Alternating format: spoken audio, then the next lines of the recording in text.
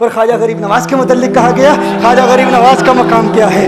ایک نوجوان خواجہ غریب نواز جب نئے آئے نا اجمیر شریف میں تو خیمہ لگایا ہوا تھا خواجہ غریب نواز نے۔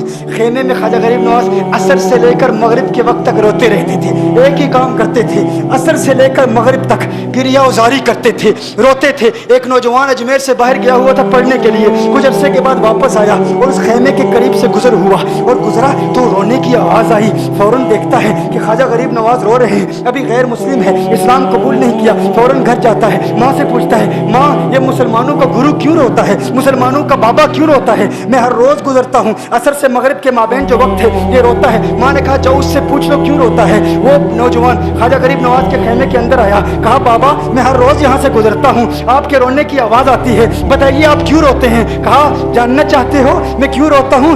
میں نے ایک مدت اپنے مرشد کے ساتھ گزاری ہے، مرشد کی خدمت میں گزاری ہے، مجھے اپنے پیر کی یاد رلاتی ہے، پیر کی یاد رلاتی ہے۔ میں عصر سے مغرب کے وقت تک اپنے مرشد کی یاد میں روتا رہتا ہوں۔ اس نوجوان نے کہا اچھا میں نے تو سنا تھا کہ انسان کو جب درد ہوتا ہے، تکلیف ہوتی ہے تو تکلیف انسان کو رلاتی ہے، آپ کو تو محبت ہے، یہ محبت میں بھی انسان کو رونا آتا ہے؟ کہا ہاں ہے نوجوان، انسان محبت میں بھی روتا ہے۔ کہا تو پھر مجھے بھی رونا ہے، میں بھی رونا چاہتا ہوں، مجھے بھی رونا سکھا دیجئے، مجھے بھی رونا سکھا دیجئے۔ کہا تو رونا چاہتا ہے؟ رونا چاہتا ہوں۔ کہا ٹھیک ہے، دو شرطیں ہیں، مسلمان ہو جا اور میرا مرید ہو جا۔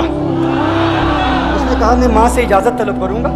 ماں کے پاس گیا اجازت لینے کے لیے، ماں نے کہا تو ضدی ہے، جب تو ارادہ کر لیتا ہے، جو ارادہ کرتا ہے تو پورا کرتا ہے، جا جو کرنا چاہتا ہے کر لے۔ خواجہ غریب نواز کے بارگاہ میں حاضر ہوا، عرض کرتا ہے بابا میں پھر مسلمان ہونا چاہتا ہوں، مجھے مرید کر لیجئے۔ خواجہ غریب نواز نے مرید کر لیا، خواجہ غریب نواز کا مرید ہو گیا۔ اب خواجہ غریب نواز نے کہا اب وقت سارا میرے ساتھ گزرے گا، ناشتے کے وقت خواجہ غریب نواز کے ساتھ، سحری کے وقت خواجہ غریب نواز کے ساتھ، سحر کے وقت خواجہ غریب نواز کے ساتھ، پورا دن اسے خواجہ غریب نواز کے قرب کی کچھ ایسی عادت ہو گئی، خواجہ غریب نواز کا دیوانہ ہو گیا، ان کا عاشق ہو گیا۔ کچھ عرصہ گزرا، خواجہ غریب نواز نے فرمایا اب تیرے لیے 3 دن کی چھٹیاں ہیں، 3 دن کے لیے چھٹیاں ہیں، 3 دن کے لیے چلا جا۔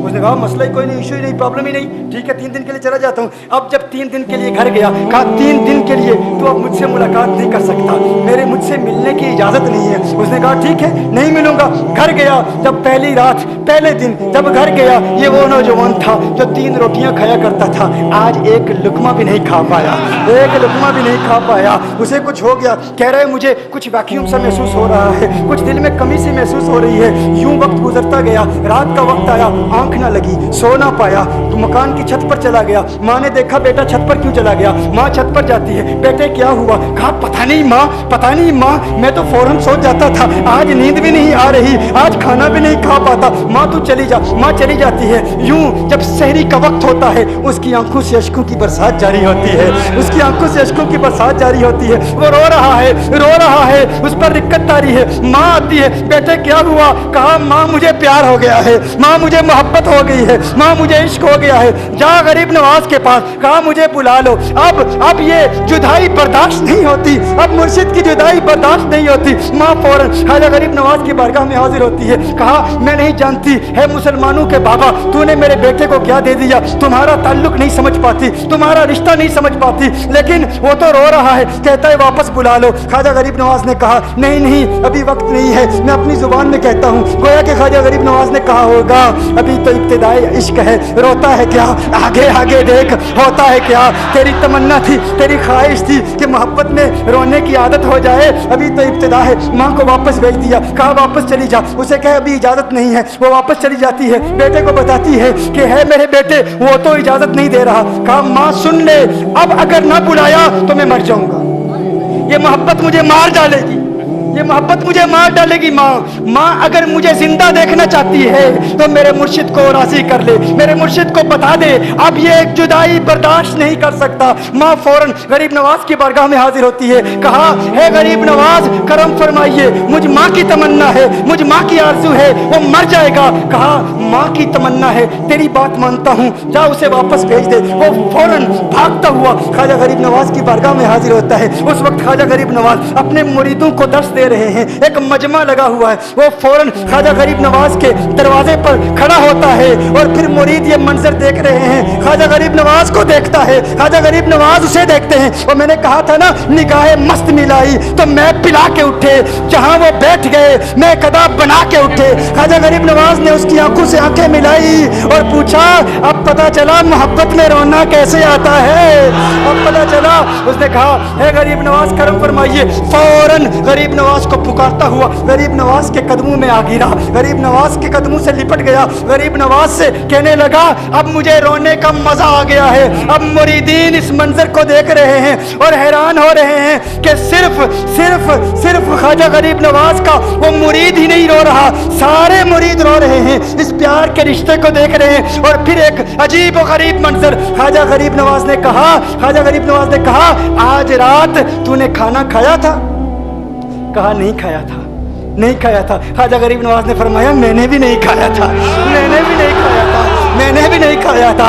उसने फिर ख्वाजा गरीब नवाज ने फरमाया, आज रात सोया था? कहा, नहीं सोया था। कहा, आंख मुझे भी नहीं लगी, नींद मुझे भी नहीं आई। ये मंजर सब मुरीद देख रहे हैं, वो मुरीद भी रो रहा है और ख्वाजा गरीब नवाज की आंखों में भी अश्कों की बरसात जारी है। ये वो रोने वालों का मकाम है।